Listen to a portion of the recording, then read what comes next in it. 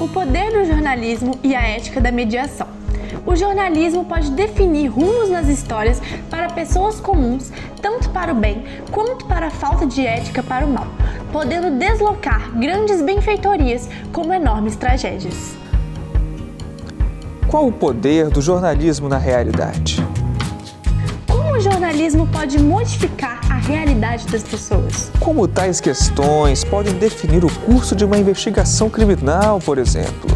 Olá, meu nome é Lavínia Ferraghetti. E eu sou Enio Weber. E esse é o primeiro episódio do nosso canal Ruptura, um canal para falarmos de jornalismo feito por estudantes de jornalismo da Universidade Federal do Espírito Santo, a UFES. E neste episódio, temos por objetivo explorar alguns temas de extrema importância para o jornalismo, que são os direitos humanos, o direito à informação e a mediação jornalística, e o que tudo isso tem a ver com o caso do desaparecimento de uma criança em 1992.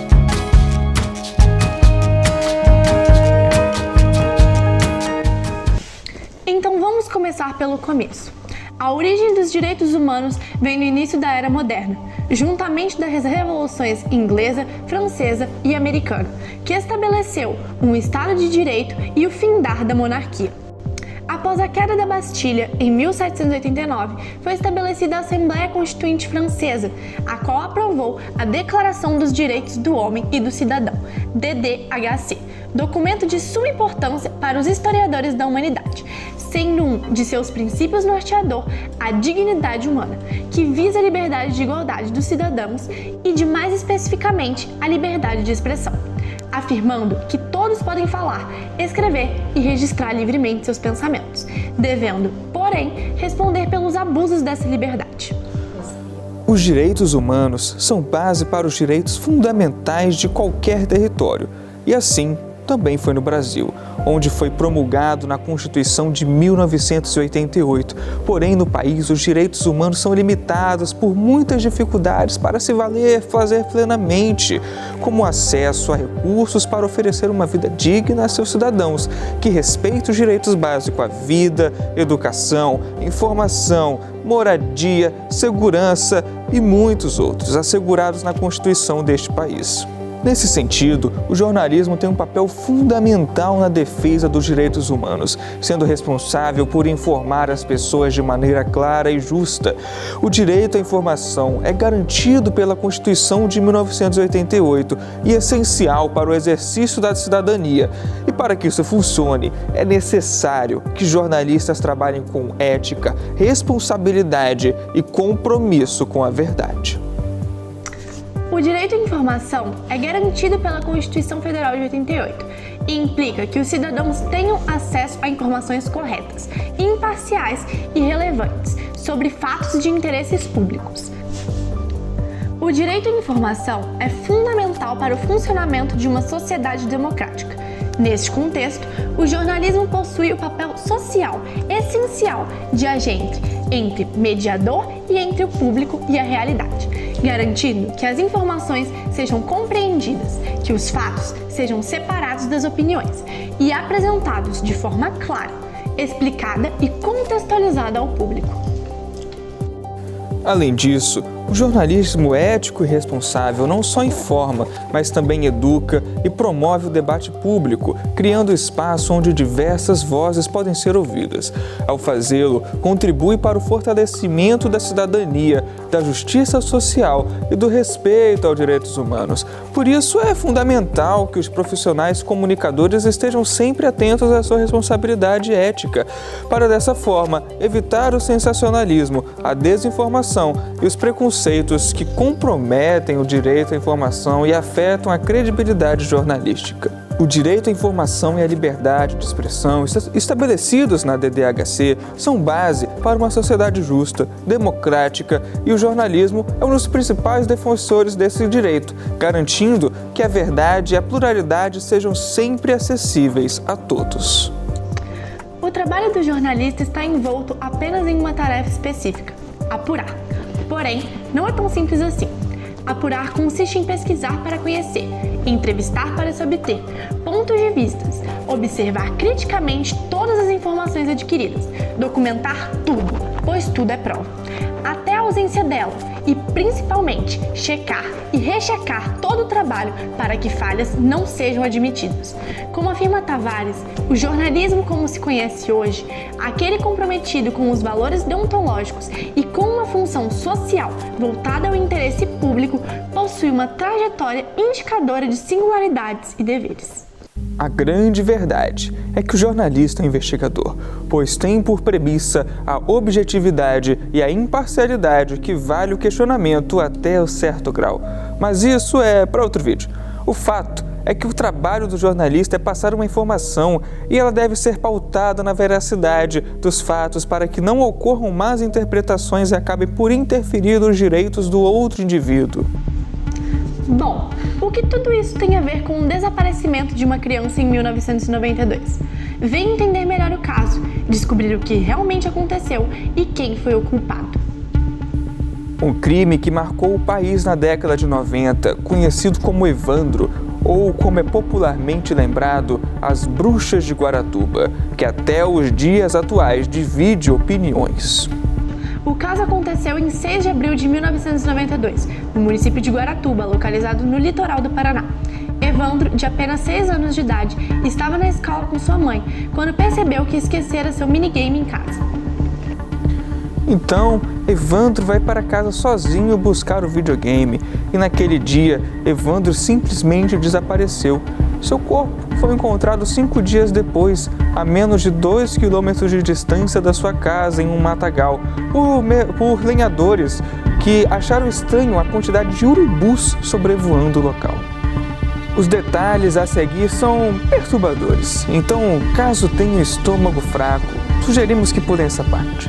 O corpo de Evandro foi encontrado com sinais de extrema violência, sem as mãos, os pés decepados e alguns órgãos expostos. O corpo foi reconhecido pelo pai do menino, Ademir Caetano, a partir de uma marca de nascença e objetos encontrados por perto. Após várias semanas sem pistas, a investigação conduzida pelo Grupo Tigre, tático integrado de grupos de repressão especial da Polícia Civil do Paraná, estava estagnada. No entanto, em junho, uma denúncia feita por Diógenes Caetano, primo da vítima, revelou a possível existência de um ritual de magia negra. Com base nessa denúncia, o caso foi transferido para o Grupo Águia, ação de Grupo Unido de Inteligência e Ataque, da Polícia Militar do Paraná. E 11 dias após essa transferência, o caso foi solucionado, resultando na condenação dos 7 suspeitos.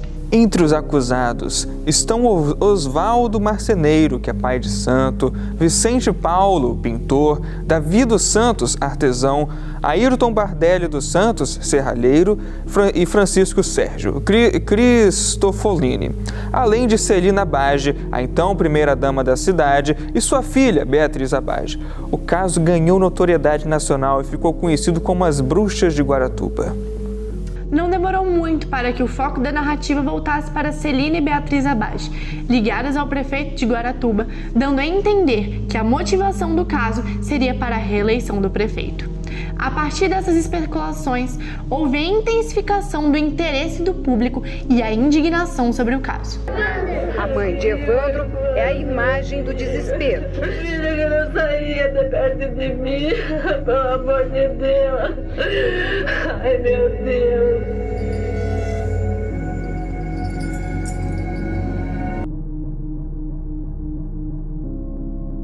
Se a senhora tivesse que pedir alguma coisa para alguém, por isso que aconteceu pelo seu neto, que apelo a senhora faria? Sei até o que pedir nessa hora, meu Deus, para todo mundo ajudar, que não aconteça mais nada com outras mães, outras avós. Eu tenho uma coisa muito triste, meu Deus. O corpo do menino Evandro nem chegou a ser velado, veio direto do Instituto Médico Legal de Curitiba para o cemitério de Guaratuba, onde era aguardado pela família e onde também a população se concentrou pelas ruas da cidade. A morte trágica de Evandro comoveu e revoltou a população. Na frente da igreja, pais, professores, alunos de várias escolas. O primeiro julgamento do caso ocorreu em 1999, mas em um júri que não chegou ao fim. No ano de 2004, foi levantado novamente para o tribunal, onde Oswaldo, Davi e Vicente foram condenados e retornaram à prisão. Já Beatriz Abade foi condenada a 21 anos de prisão, mas conseguiu indulto anos depois. O caso passou por cerca de 5 julgamentos diferentes, sendo o mais longo se estendendo por 34 dias, recordista na justiça brasileira. O desrespeito e a falta de senso durante a cobertura do caso não violou somente o direito à informação, mas também o código de ética dos jornalistas brasileiros, com informações sem qualquer apuração sendo divulgadas e ferindo os direitos humanos ao promover preconceito religioso, além de tornar os acusados alvo de ódio e violência. Feridos a pedradas no tumulto. Houve 2 tentativas de invasão à prefeitura de Guaratuba e a população ainda ameaça colocar fogo na casa do prefeito. Aldo Abage, seus familiares e os outros 5 suspeitos estão jurados de morte em Guaratuba. Esse é um crime pavoroso, agravado pelo fato de boa parte das pessoas envolvidas serem instruídas, influentes e ricas. E até por isso, todo cuidado da justiça é pouco. É um crime que não pode ficar sem punição sob o signo do dinheiro e da influência. Pelo menos 5 assassinatos nos 2 últimos anos ligados à magia negra. As mortes são idênticas. O objetivo sempre o mesmo: beber o sangue das vítimas para escapar do mal. Conheça os crimes da magia negra que abalaram o Brasil.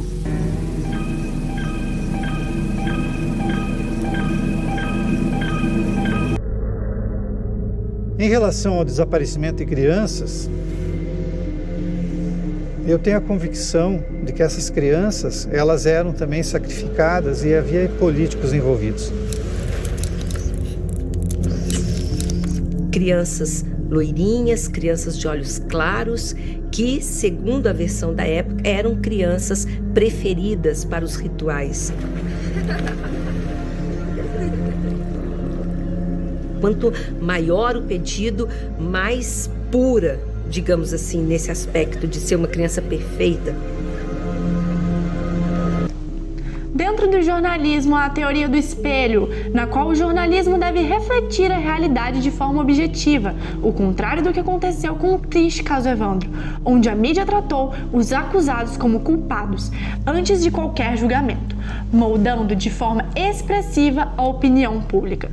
Teria pressão pública causada pela mídia sobre as autoridades, resultando nas acusações de 7 inocentes? O sensacionalismo da época, além de fomentar uma perseguição aos acusados, resultou na depredação de suas casas, perseguição dos familiares, dos suspeitos e ameaças de linchamento. À tarde, os moradores da cidade fizeram uma passeata para protestar contra o assassinato do menino Evandro Caetano.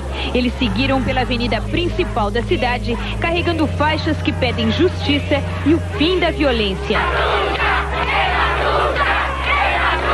A passeata terminou na frente da prefeitura de Guaratuba, com os manifestantes pedindo a renúncia do prefeito Aldo Abage. Ele destruiu Guaratuba, ele destruiu uma família inteira com a barbaridade que eles fizeram. Não aceitam que ele volte? Não, ele não pode voltar. Quando a passeata estava terminando, os manifestantes se concentraram na frente da casa do prefeito. Houve muita tensão.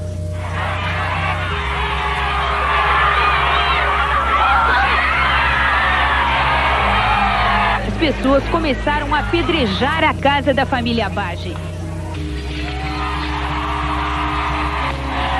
A polícia tentou controlar a situação, mas todas as vidraças foram destruídas e a casa teve que ser isolada. A consequência desse sensacionalismo resultou nos acusados confessarem o crime em julho de 1992. Posteriormente, afirmaram que essas confissões foram obtidas por meio de tortura física e psicológica. Nesse ponto, o caso Evandro é um exemplo catastrófico que demarca a responsabilidade ética e o respeito à dignidade humana que deve vir em equilíbrio com a liberdade de imprensa. Nos faz lembrar que informação como direito, mas que deve ser utilizada com sabedoria. Em 2019, o caso voltou a ser discutido devido ao lançamento da 4ª temporada do podcast documental Projetos Humanos, produzido por Ivan Mizanzuki, que aborda com mais detalhes o assunto, em um total de 36 episódios. onde é revelado sobre as torturas e coerção sofridas pelos acusados, baseadas em registros e documentos que foram ignorados ou distorcidos na época da investigação inicial. Dessa forma, deixando em dúvida a veracidade das evidências apresentadas na época para a condenação dos réus. Tava eu que me deu essa coisa da cabeça, acabei fazendo. De que jeito? Aonde você encontrou a criança? Encontrei, ela tava andando na rua. Aonde? Eu não sei o nome de uma rua ali pra cima ali. E daí? Próximo da casa dela. E daí? Aí eu acabei pegando ela e acabei levando ela e matei ela. O que você levou? Levei no mão, puxada ela. E daí? Aí eu matei ela. Foi isso, amigo, eu matei. Quem que tava junto com você? Ai, peraí, amigo. Quem que tava junto com você? Eu tava sozinho.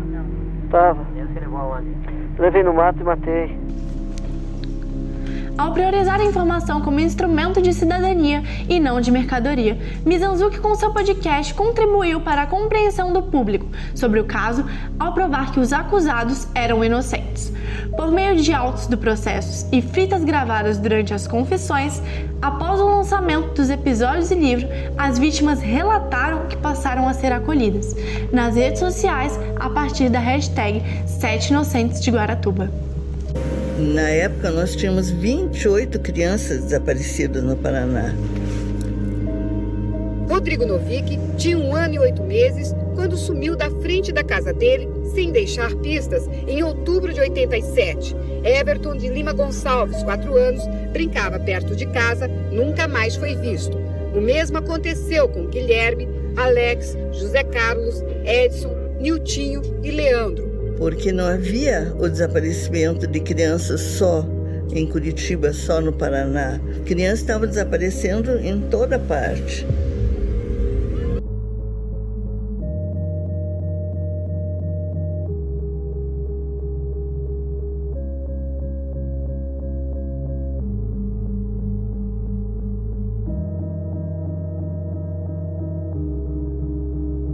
Em vista disso, fica evidente a necessidade do direito à liberdade de imprensas ande junto com a responsabilidade da profissão e com o código de ética do jornalista. Colocar em prática diariamente os 17 artigos que fazem parte do Código Brasileiro deve ser um exercício indispensável da profissão, para que inocentes não sejam acusados injustamente e tenham suas vidas marcadas para sempre.